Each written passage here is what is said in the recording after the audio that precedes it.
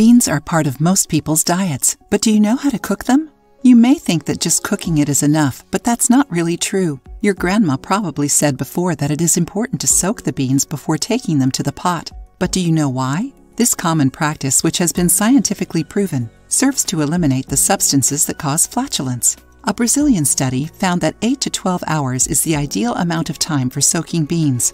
After this time, it is important to discard the soaking water. And this is not only for beans. All grains can benefit from soaking, like chickpeas, lentils, and soy, for example. Cool, right? Besides this old trick, there is another thing you can do when cooking beans to ensure the nutrients will be absorbed by the body.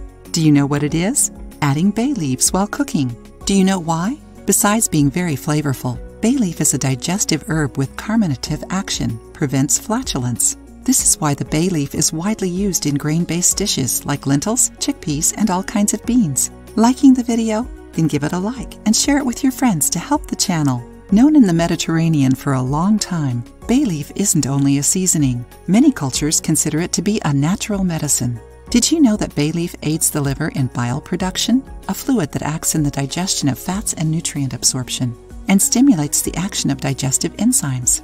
Besides, bay leaf is also a source of vitamins A and C, potassium, selenium, and antioxidants.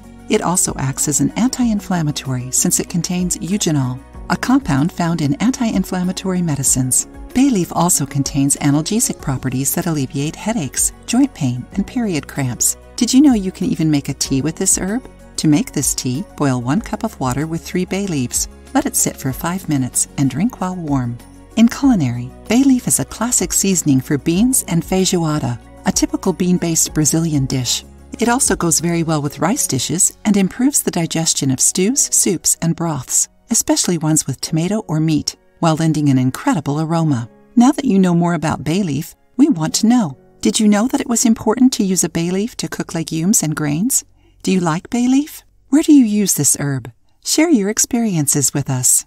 If you liked the video, give it a thumbs up and share it with your friends.